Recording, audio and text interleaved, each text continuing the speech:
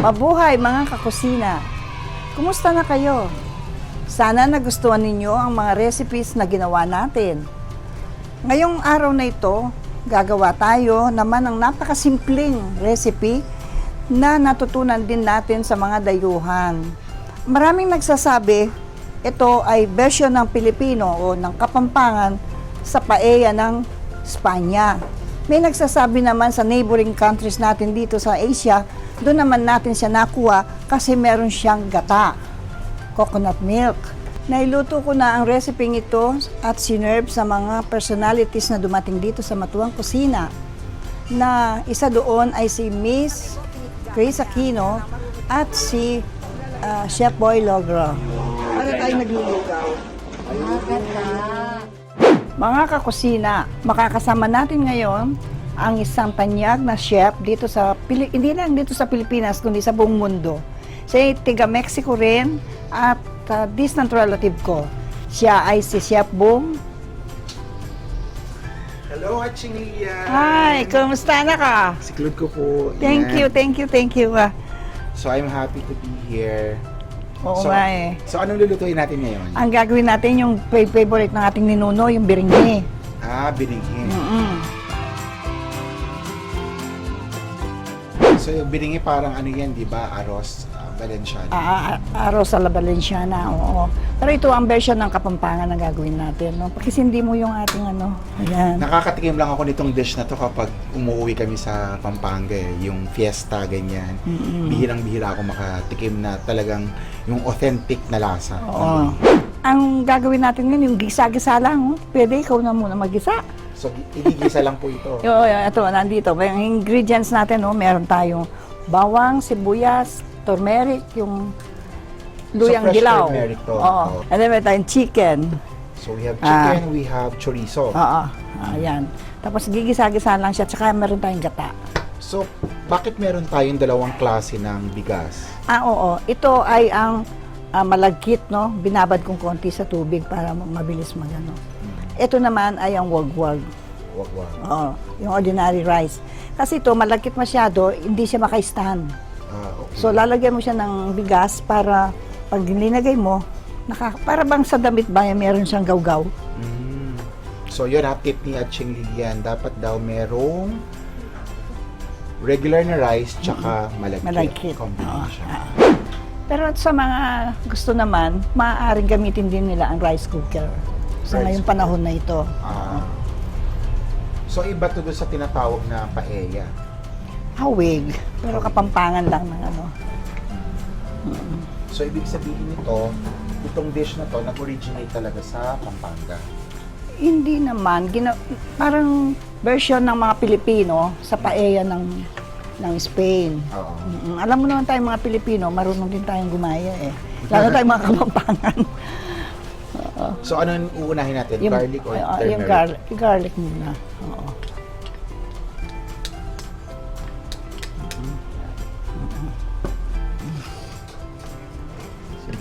Ganyan talaga kasi yung talyasi eh. Una, mahina siya. Matagal bago siya mag-init. Pero once nag-init na siya, tagal ang init naman niya. So, balita ko tong recipe na ito na ituro mo na sa iba't ibang chef dito sa Pilipinas.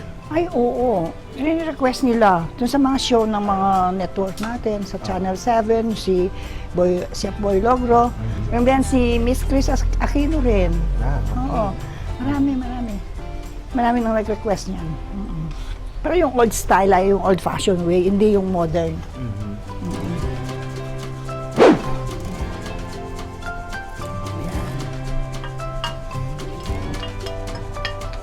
Hindi mo napansin, hindi siya sumasalit-shit, no? Pero sa ano yan, sumasalit-shit eh. Sumisilip-silip na siya. Shit, oo. Pero dito hindi. Mainhin, hindi na So, saan gawa itong clay pot na to? Eh, ginawa nila yan sa bandang Pangasinan yata. Pero yung original nila, galing pa ng Indochina. Indochina. Tapos lagay natin turmeric o yung luyang. Tsaka itong ating manok para medyo lumambot-lambot na.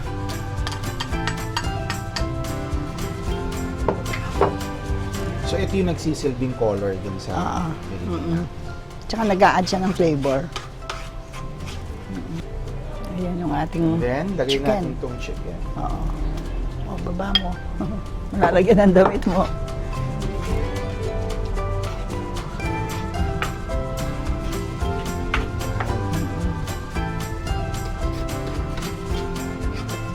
Maaaring takpan mo muna siya sandali. So, tatakpan natin siya sandali. Mm-mm. Yan. Alam mo, Chef Boom, yung panahon ng ating ninuno, nagpipray sila niyan. Pray sila ng isang Padre Nuestro, isang Ave Maria, tapos buksan na nila. Ganun sila. Pero tayo ngayon, may relo na tayo. So, ganun pala magluto nun. Nagpipray daw sila. Oo. So, pagkatapos ng prayer nila, so that's the time na Mm-mm. luto na yung dish nila. Ganun, oo. Even sa aking mga San Nicolas, no? Ganun ang ginagawa namin noong unang panahon. Pero ngayon may relo na, may alarm clock na, okay na. Ano pa sa mga kapampangan dishes yung lagi mong niluluto? Yung adobo, gusto ng mga apo ko yan. Tapos yung paksing demonyo. Paksil demonyo, ha? Oo, paksing demonyo, masarap yun. So, ano yung paksil demonyo? Yung paksing demonyo, kung gusto mo, mamaya gawin natin eh. Madali lang yun. Parang atsarang gulay. At tsarang gulay. Yan, maaaring lagay mo na yung ating dalawang klaseng bigas. Yung ito yung malagkit. Lagay na natin daw yung malagkit na bigas. Ito, And itong ating wagwag. wagwag na rice. Pag sinabing wagwag, medyo buhaghag yun, di ba? Oo. Tsaka isa sa ng Kapampangan yan eh. Isa sa paborito ng mga Kapampangan. Pero sa Milagrosa. Ah, Yan. Lalagay ko ito yung laurel mo. Okay lang. so yan, nilagay na natin yung bigas at saka malagkit. Oo. Takpan muna natin sana siyang konti. Tapos maglagay tayo ng konting yung water. Parang nagsasayang ka ng kanin. Pero itong water natin, nilagyan na ng gata. Nyog. Oo. So meron po tayong gata and water Oo. combined. So, Pag lahat Oo. so talagang malasa to. Oo, Malinam lang malasa. kasi Oo. yung gata. Oo. Ayan ang isang sikreto. Okay. Pagka nalagay mo yan, ang kanin mo, ang malagkit, hindi pa siya hindi pa naalis yung bato-bato. Okay. Huwag kang maglagay ng asin. Huwag daw tayo maglalagay ng asin, ha? Tip ni Atching Lilian yun. Hanggang pag medyo nagano na siya, yung medyo may busa, ano ba yan? Nagano na. Umalsa na siya kapag Oo. alsa na yung bigas at ang ating malagkit. Tsaka ka maglagay ng flavoring mo. Pero yan, takpan mo muna. So takpan muna natin. Ayun. Ngayong pandemic, anong mga pinagagawa ninyo? Siyempre, ang unang ginagawa ko, dasal ng dasal. Tama. Nagdadasal ko kayo lahat. Buong Pilipinas, buong mundo. Tapos gumagawa rin, nag-garden. Ganun. Gawain bahay. Talagang madaming itinuturo itong pandemic sa atin, Ay, oo. sa bawat Pilipino. Kaya Alam mo, Chef mapapalat Bong, pa tayo. ang unang tinuro sa atin, yung pagano sa pamilya. Parang nag-unite Mas na. Oo. mas naging tighten yung pagbabanding ng Oo, nagbahin. mga family Oo, sa oo. bawat isa. Oo, totoo yun. Kasi nawawala na yun eh, di ba? Kanya-kanya ng gusto Lakad. ko ng mga lakad ng bawat isa sa pamilya natin. Oo. Pero during this pandemic, we Nagsama. were able to bond each other. Kaya hindi mo mapansin nung panahon ng maliliit pa pati hindi mas sa edad ko sa edad mo, sa edad ko rin. Magkabila ang edad, di ba? Yung ganyang klaseng luto, ginagawa nila pag Christmas, birthday, kasi nagbabinding daw sa lagkit ng malagkit ng mamahalan sila. Parang gano'n. Kahit ngayon, sa panahon na to, during this pandemic, ang daming mga mami at mga kabataan na nahilig sa pagluluto. Oo. Diba? Hindi lang pagluluto ang ginagawa nila, kundi nagluluto na sila at the same time ginagawa nila negosyo. Oo, Diba? tama yan. Nagbibenta sila online. Tama yan, oo. At sa garden din, marami rin akong napansin, nag-garden din sila. Sa Manila, ang mamahal ng mga... Oo, kahit dito. Bumili ako ng grapes. 300 daw ang isang ganyan lang. Samantalang nung may grapes kami, pipitas ka lang. Ang mahal talaga. Diyos ko. So itong ating bilingan, mga ilang minutes po natin lulutuin? Para kang nagsayang ng kanin. Mga 15-20 minutes. Mm-mm. Ang panimpla lang natin dito ay Asin lang, oo.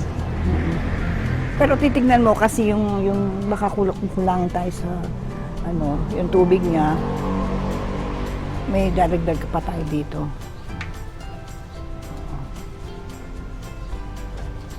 Ang iba, iniikot lang nila yan. Iniikot. Iniikot mo yung lalagyan mo. Yung iba naman, yung lumang usok, ginaganyan sa atin sa Pampangan. Pero ko ngayon, na-experience ko, mas maganda yung iniikot-ikot mo lang siya. Lalo kung hindi pantay yung apoy mo.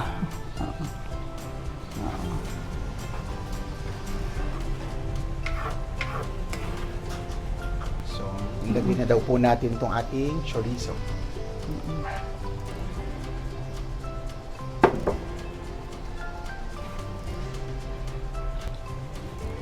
And then, cover daw po natin itong ating...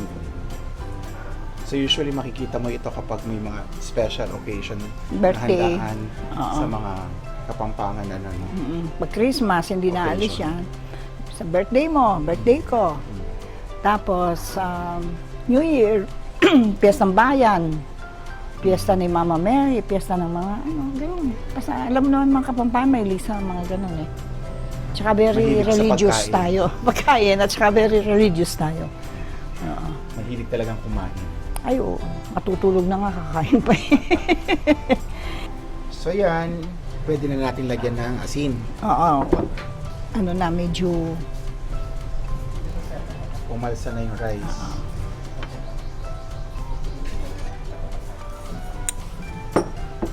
Hahaluin natin. Sige. Sandali na lang ito.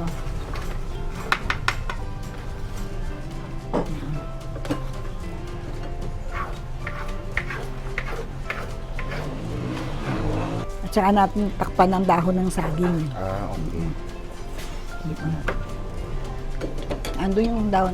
Ilagay mo muna yan.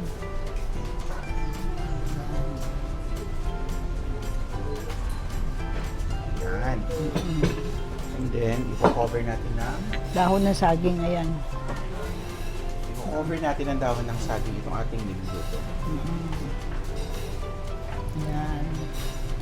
Anong purpose nitong dahon ng saging? Pampa-add ng flavor.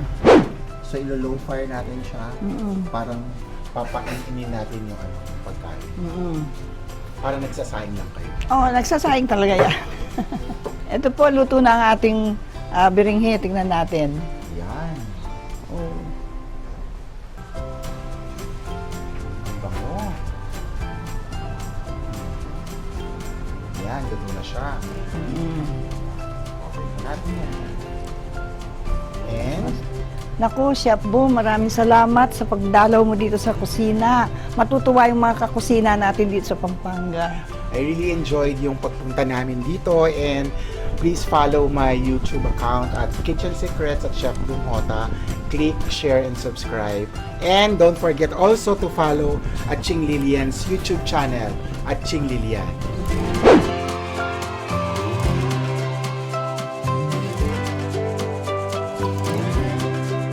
Salamat sa pagsama ninyo sa aming pagluluto. Hanggang sa susunod, magluluto tayo uli from my kitchen to yours.